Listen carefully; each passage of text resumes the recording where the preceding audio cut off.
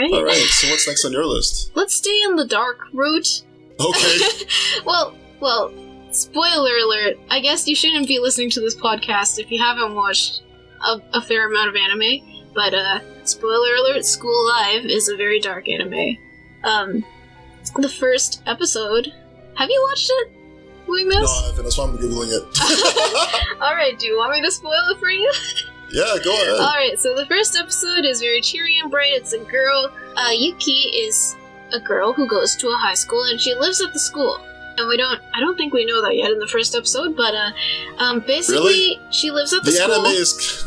oh, okay. And they, in the first day, it's, like, very cheery and bright, and, like, kind of, it's just about her and her going through the school day, but something is off. And you're not sure what it is, but it's because of, like, Yuki's in a school club called the School Live or School Life Club. Okay. And the other members are Yuri Wakasa, Kurumi Ebisuzawa, and Miki Naoki. I'm definitely not just reading this off of a website. You're saying all this as if I would remember it later. And the supervising teacher is Megumi Sakura. And okay. There's actually a dog that's also a part of the club, and its name is Taromaru. No, his name is Taomaru. And right. Basically, in the first episode, it's Kurumi and Miki who come and find Yuki in the classroom, and they're like, it's dangerous for you to be here, let's go back to the club room. And you're kind of like, what do you mean? Why is it dangerous? It's the class. And at the end of the episode, you find out that this is actually a post-apocalyptic world where there has been zombie infection. Oh, sick. I want to watch it. It's very cool. You had cool. me at zombie. So you don't realize this until the end of the first episode, and it's really a plot twist. Like, it spoils for you now, but it'll be great when you watch it.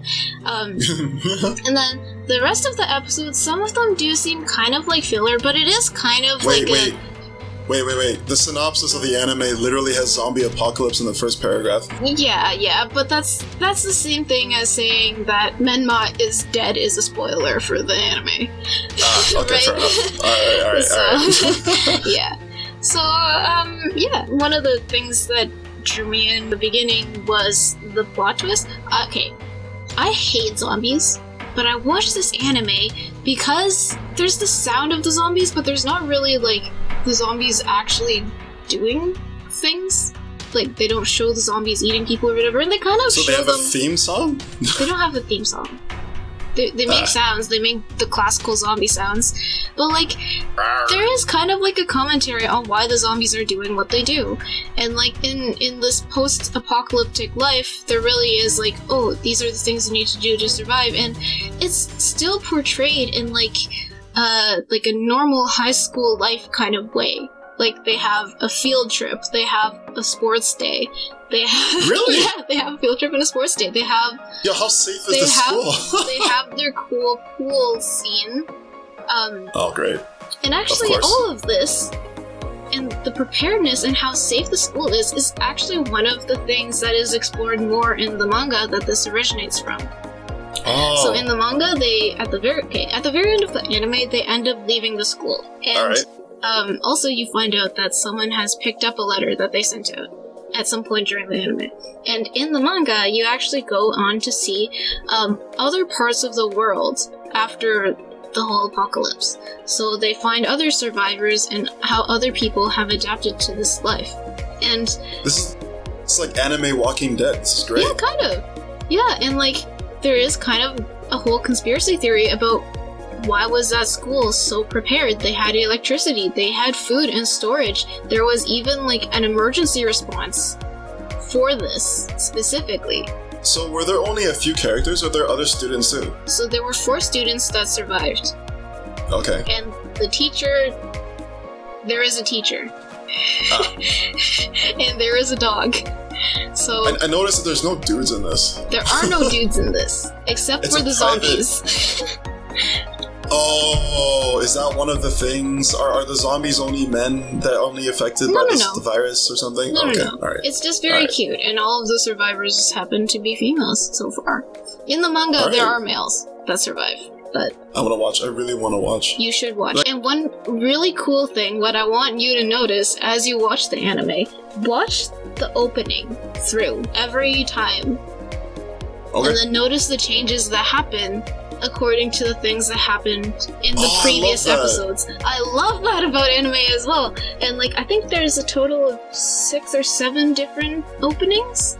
I skipped the intro religiously. Do not skip this intro. I also skipped the intro, but do not skip this one, because you will find things that reflect things that happened previously. Because if the music is really good, I'll stay and listen throughout the whole thing. That's just a fact. But recently I've been skipping it a lot, because I guess there's no... Yeah, the music is very cute. How do you kill zombies in the anime? Do they show you? They don't actually die, I think, in this one. Kurumi does hit them with a shovel, but I'm not sure they die.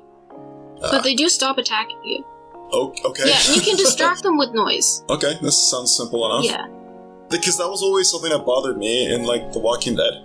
Like, they always make it seem like it's so hard or such a strenuous activity to kill a zombie when you literally just see them walk up and then, like, shank them in the face with a knife, right? And then, like, there was a scene where they were, like, stabbing them through the fence. And then they're like, they stab one, and then they stab two, and then their asthma attack is worse than Finn in, like, the new Star Wars movie. Like, they're just like, heaving. Yeah, I don't think that issue is addressed in this anime. I don't think they're extremely easy to kill, but they also don't really try to kill them either.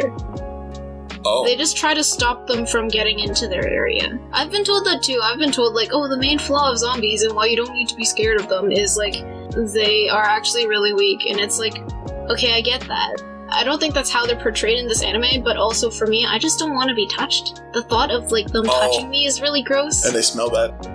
Yeah, so that's why I don't like zombies. I can't handle normal people touching me on a good day. Exactly. I can't handle people on the bus. Oh, I hate people on the bus. They're well within my 2-meter radius, and I just feel like I do not feel safe unless I'm wearing some sort of vest with, like, knives sticking out. Maybe it's a time when Lolita is a good thing, because hoop skirts. Oh, yeah. But maybe not, because people think that when you dress up in weird things, as in cosplay and Lolita, it's consent, which is not. This is the public service announcement in this podcast. Oh, God. Cosplay is not consent.